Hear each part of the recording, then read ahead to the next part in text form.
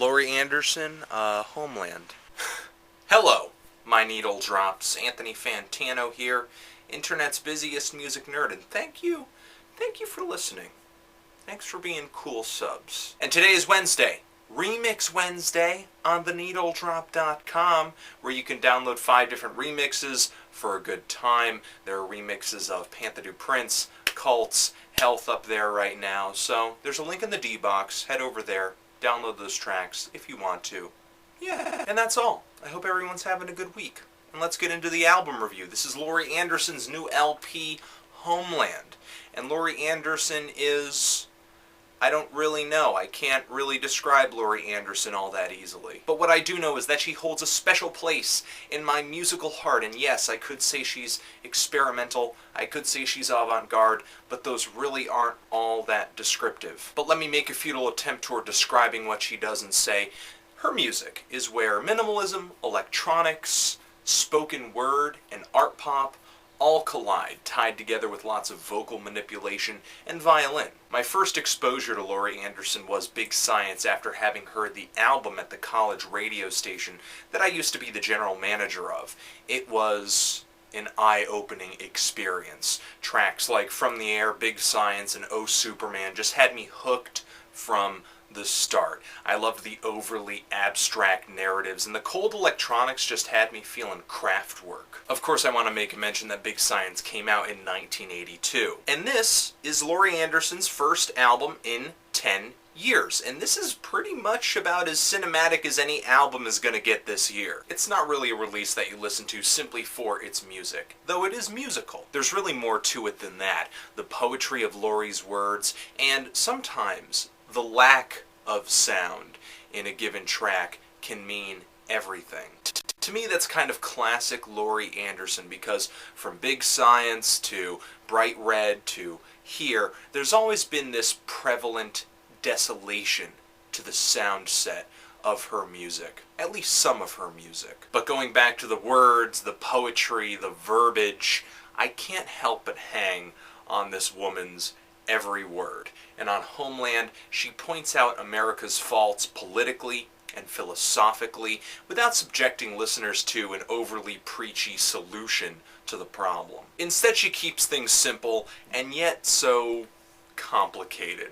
Because, to tell you the truth, I have no clue what this woman is trying to say, at least half the time. Not that it's gibberish, but a single one of her sentences could be interpreted in about a dozen different ways. Usually I just find myself trying to find the most appropriate way to react to one of Laurie Anderson's songs on this album. For example, my favorite track is the 11-minute Another Day in America, and it's this very long, drawn-out narrative. And she tells a story in it, a short story in it, because there are a lot of different passages to this narrative. And this story is about a couple who gets a divorce and they hate each other.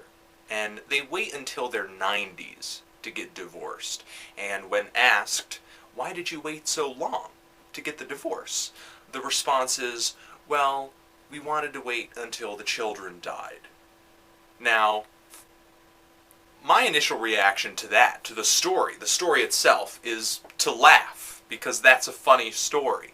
That's a joke. However, there's a load of social critique in that, because some people do live like that. That is an extreme, but a lot of people, oh, we stayed married because we wanted to wait until the kids moved out of the house. And then you have this third level where you have this story, which is funny and has critique in it, but it's set to this very eerie music. And this woman with a digitally manipulated voice, which is sort of, a bunch of registers lower, is reading off this story in a very strange way.